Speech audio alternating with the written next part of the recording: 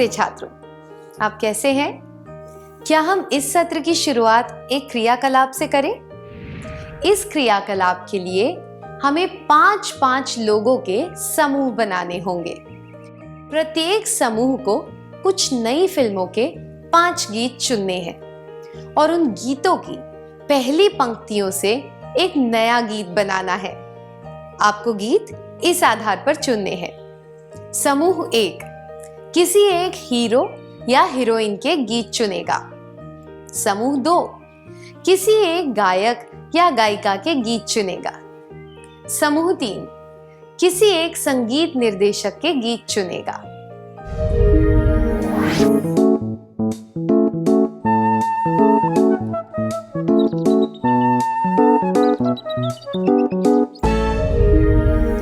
बहुत अच्छा प्रयास था।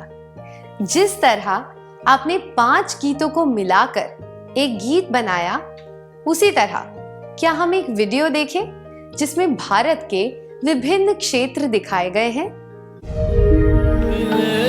सुर मेरा तुम्हारा,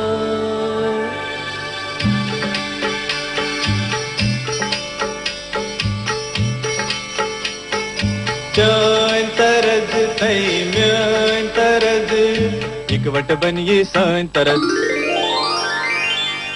तेरा सुर मिले मेरे सुर दे नाल, मिलके बने एक नवा सुर ताल।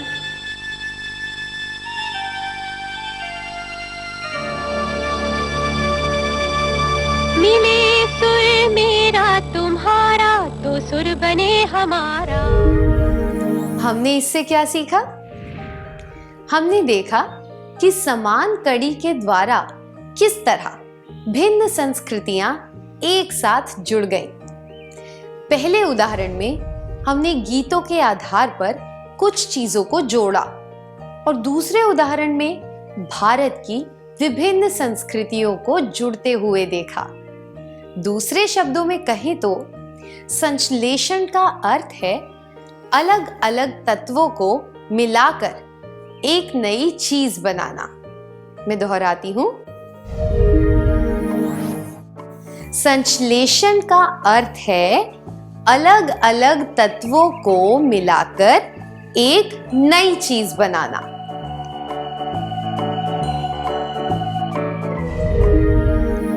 आइए एक उदाहरण के द्वारा यह समझने की कोशिश करते हैं कि संश्लेषण कैसे किया जाता है। मान लीजिए कि आपके पास आटा, नमक, हरा धनिया, लाल मिर्च, हल्दी और आलू है। आप आलू को उबालकर उसमें नमक, लाल मिर्च, हरा धनिया डालकर मसाला बना सकते हैं। फिर आप आटे को गूंथकर उसमें वह मसाला भरकर आलू के पराठे बना सकते हैं। आलू के पराठे खाते समय आप इन सब चीजों के स्वाद को अच्छी तरह पहचान पाएंगे। तो हम कह सकते हैं कि यह भी एक तरह का संश्लेषण है। आपने कुछ अलग अलग चीजों को साथ लेकर एक नई चीज बनाई। आइए अब एक क्रियाकलाप करते हैं। आपको 5-5 लोगों के समूह बनाकर बैठना है। प्रत्येक समूह को रंग बिरंगे आकारों वाले कागज के टुकड़े दिए जाएंगे। आपको इन आकारों का प्रयोग करके एक नई चीज बनानी है। आप अपनी पसंद के अनुसार कोई नया आकार या कोई चित्र बना सकते हैं। क्या आप तैयार हैं?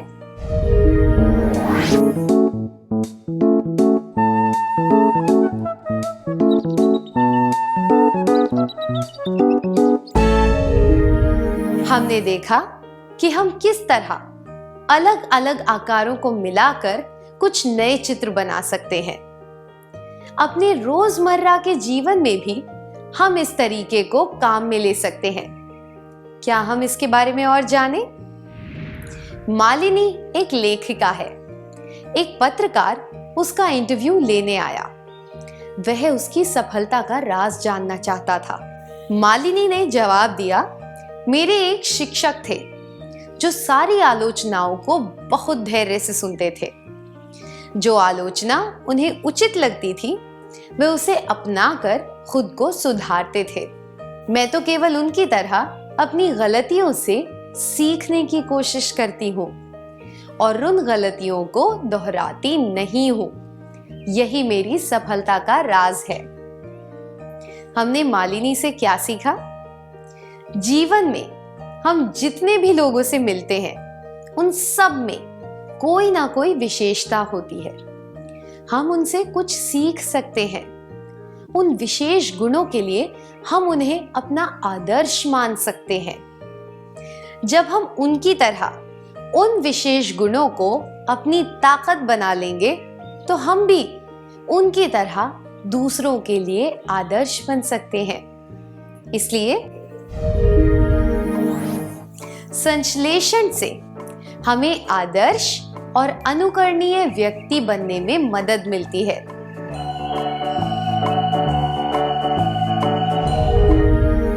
लेखिका मालिनी के शिक्षक उसके आदर्श थे।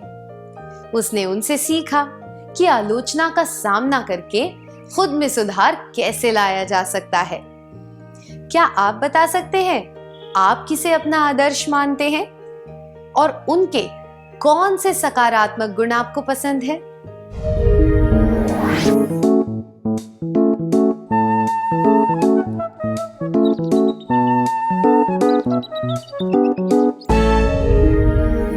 अपने विचार बताने के लिए धन्यवाद। अब एक क्रियाकलाप करेंगे। आप ऐसे किसी व्यक्ति को तो जानते होंगे जिसे आसानी से गुस्सा नहीं आता, जो बहुत विनम्रता से बात करता है, जो सोच समझकर पैसे खर्च करता है, जो हमेशा खुश रहता है। आपने ऐसे ही कुछ लोगों के बारे में बताया। ये कुछ गुण हैं जो कई लोगों में होते हैं और कुछ लोग विशेषज्ञ होते हैं। उदाहरण के लिए, कई लोग बहुत मजाकिया होते हैं, पर ऐसे बहुत कम लोग होते हैं जो दूसरों को ठेस पहुंचाए बिना हंसी मजाक कर पाते हैं। एक क्रियाकलाप के द्वारा हम कुछ लोगों की ऐसी ही विशेष योग्यताएं पहचानने की कोशिश करेंगे। आपको स्क्रीन पर कुछ विशेष योग्यताएं दिखाई जाएंगी। आपको ऐसे लोगों को पहचानना है जो उस योग्यता के सबसे उचित उदाहरण रूप हो सकते हैं। ठीक है? योग्यता, उचित उदाहरण या आदर्श व्यक्ति।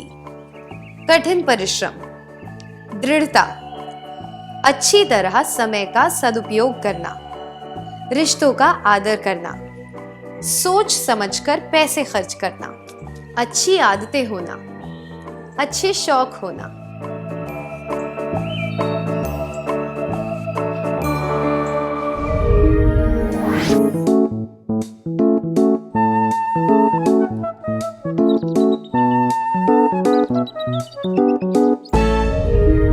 आप सबको धन्यवाद।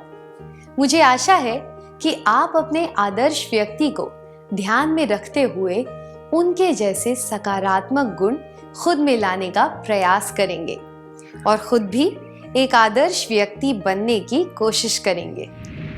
क्या आपको कभी प्रवासी पक्षियों को देखकर यह ख्याल आया है कि वे किस तरह महासागर और ऊंचे पहाड़ पार करके दुनिया के एक कोने से दूसरे कोने तक जाते हैं? ये पक्षी अथक प्रयास और निष्ठा के सबसे उत्कृष्ट उदाहरण हैं। हमारे आसपास की हर एक चीज से हम प्रेरणा ले सकते हैं और अपने अच्छे व्यवहार के द्वारा हम भी समय की रेत पर अपने पद चिन्ह छोड़ सकते हैं। यह हासिल करने के लिए हमें समीक्षात्मक रूप से अपनी ताकत और कमियों के बारे में जागरूक होना चाहिए। हमें अपनी ताकत को बढ़ाते हुए अपनी कमियों को दूर करना चाहिए।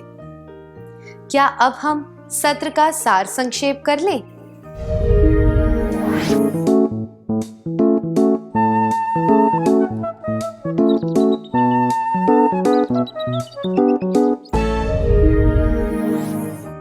संश्लेषण का अर्थ है अलग अलग तत्वों को मिलाकर एक नई चीज बनाना। संश्लेषण से हमें आदर्श और अनुकरणीय व्यक्ति बनने में मदद मिलती है। इतनी अच्छी तरह सार संक्षेप करने के लिए धन्यवाद।